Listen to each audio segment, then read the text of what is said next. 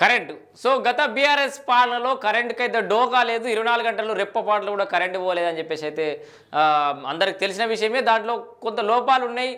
వాళ్ళు చెప్తున్నట్టుగా పూర్తిస్థాయిలో కరెంట్ ఇవ్వాలని చెప్పేసి కాంగ్రెస్ కూడా దాని మీద పెద్ద ఎన్నికలకు ముందు పెద్ద రచ్చన చేసి దాని మీద పెద్ద పోరాటమే చేసి మొత్తంగా కాంగ్రెస్ అయితే అధికారంలోకి వచ్చింది. సో ఇక్కడ రాజకీయ పార్టీల గురించి కాసేపు పక్కన పెడితే కరెంటు విషయంలో సామాన్యులకు ఎక్కడ కూడా ఇబ్బంది కలగద్దు, ఒక్క క్షణం కూడా కరెంటు పోవద్దు అని చెప్పేసి కాంగ్రెస్ సర్కార్ కూడా నిర్ణయం తీసుకున్నట్టుగా తెలుస్తుంది. దానికి సంబంధించిన వార్త అనేది కరెంటు క్షణం అంతరాయం కూడా ఏర్పడొద్దు.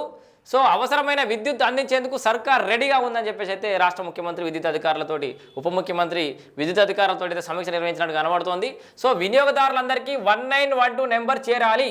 సో విద్యుత్ వినియోగదారులందరికీ కూడా చెప్తున్నా, ఇక్కడ ఇది ఒక అవేర్నెసే. 1912 మీకు కరెంట్లో ఏమైనా సమస్యలు ఉన్నాయి, ఏమైనా ఇబ్బందులు ఉంటే ప్రాబ్లమ్స్ ఉన్నా, కరెంట్ వచ్చినా రాకపోయినా, కరెంటు సంబంధించిన ప్రమాదాలు జరిగినా 1912 నంబర్కి ఫోన్ చేయరి. ఉత్తమ సేవలు అందించే సిబ్బందికి పురస్కారాలు విద్యుత్ అధికారుల సమీక్షలో డిప్యూటీ సీఎం భట్టి. సో క్షేత్రస్థాయిలో అవసరాల మేరకు అధికారులు కోరిన అన్ని వసతులు కల్పించిన నేపథ్యంలో రానున్న వేసవిలో క్షణం కూడా విద్యుత్ అంతరాయం లేకుండా చూడాలని డిప్యూటీ సీఎం భట్టి విక్రమార్క అధికారులను ఆదేశించారు.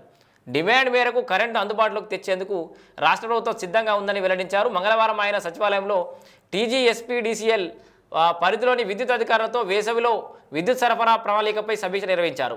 గత వేసవిలో వచ్చిన విద్యుత్ డిమాండ్, రానున్న వేసవిలో ఏ మేరకు విద్యుత్ డిమాండ్ ఉంటుంది, అందుకు తగిన విధంగా అధికారులు చేసుకున్న ప్రణాళికల వివరాలు సమీక్షించుకోవాలన్నారు. కరెంటు సప్లై అనేది నిత్యావసరమని, ఈ అంశాన్ని దృష్టిలో పెట్టుకుని నిరంతరం అప్రమత్తంగా ఉండాలన్నారు. విద్యుత్ లైన్మెన్ మొదలు విద్యుత్ శాఖ మంత్రి వరకు విద్యుత్ శాఖలో ఒక కుటుంబంగా పనిచేయాలని, క్షేత్రస్థాయిలో ఏ సమస్య వచ్చినా వెంటనే పై అధికారికి ఫోన్ చేయాలని, వారు స్పందించిన క్షణంలో ఆ పై అధికారికి అలా తనకు కూడా ఫోన్ చేయవచ్చని, సౌకర్యాల విషయమై ఏదైనా అడగవచ్చని సిబ్బందికి డిప్యూటీ సీఎం భరోసా ఇచ్చారు. ఏదైనా సమస్య ఉంటే మీ పైన అధికారికి ఫోన్ చేయరు, వాళ్ళు లేకపోతే ఇంకా పైకి, ఎవరు లేకపోతే డైరెక్ట్ డిప్యూటీ సీఎం భట్టి విక్రమార్కకే ఫోన్ చేయొచ్చట. హైదరాబాద్ నగరంలో ఎమర్జెన్సీ వాహనాల ద్వారా కొనసాగుతున్న విద్యుత్ సేవల గ్రామీణ ప్రాంతాలకు సైతం విస్తరించాలని చెప్పారు. ఆఫీసర్లు కోరిన అన్ని అనుమతులు ఇచ్చామని, మార్చి 1వ తేదీ నాటికి సబ్స్టేషన్ల నిర్మాణం, ఇతర పనులు పూర్తి చేయాలని చెప్పేసి అయితే ఆదేశించారు. విద్యుత్ రంగంలో మార్పులపై అవగాహన అవసరం. గత 3 ఏళ్లుగా సబ్స్టేషన్లపై పెరుగుతున్న లోడ్ భారం వివరాలను డిప్యూటీ సీఎం సమీక్షిస్తూ బాగా పనిచేసే వారికి ప్రోత్సాహకంగా అవార్డులు సైతం ఇచ్చే కార్యక్రమాన్ని విద్యుత్ శాఖలో ప్రారంభించాలని అధికారులను ఆదేశించారు. మొన్నటి వరకు భారీ వరదల సమయంలో అర్ధరాత్రి కూడా విద్యుత్ సరఫరా పునరుద్ధరణకు సిబ్బంది తీవ్రంగా శ్రమించారని, అలాంటి వారిని గుర్తించాలని చెప్పారు. విద్యుత్ రంగంలో వస్తున్న మార్పులపై అధికారులు సిబ్బందికి అవగాహన కల్పించాలని కోరారు.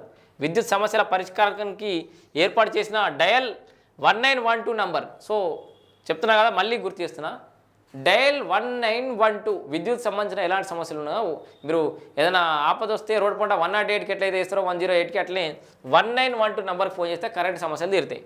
ప్రతి వినియోగదారుడికి తెలిసేలా విస్తృతంగా ప్రచారం కల్పించాలని పేర్కొన్నారు. కరెంటు బిల్లులపైన సైతం సేవల గురించి ప్రచురించాలని ఆదేశించారు. ఈ విభాగాన్ని పటిష్టం చేసేందుకు సిబ్బంది సంఖ్య పెంచడం, సాంకేతికంగా అదనపు హంగులు కల్పించేందుకు అవసరమైన నిధులు కేటాయించేందుకు సర్కార్ సిద్ధంగా ఉందని తెలిపారు. సమావేశంలో ఇంధన శాఖ ప్రిన్సిపల్ సెక్రటరీ వాళ్ళందరూ పాల్గొన్నారు. సో మొత్తంగా విద్యుత్కు కొరత రావద్దు, అంతరాయం కలగద్దని చెప్పేసి అయితే డిప్యూటీ సీఎం భట్టి విక్రమార్కను అయితే ఆదేశించారు. Thank you.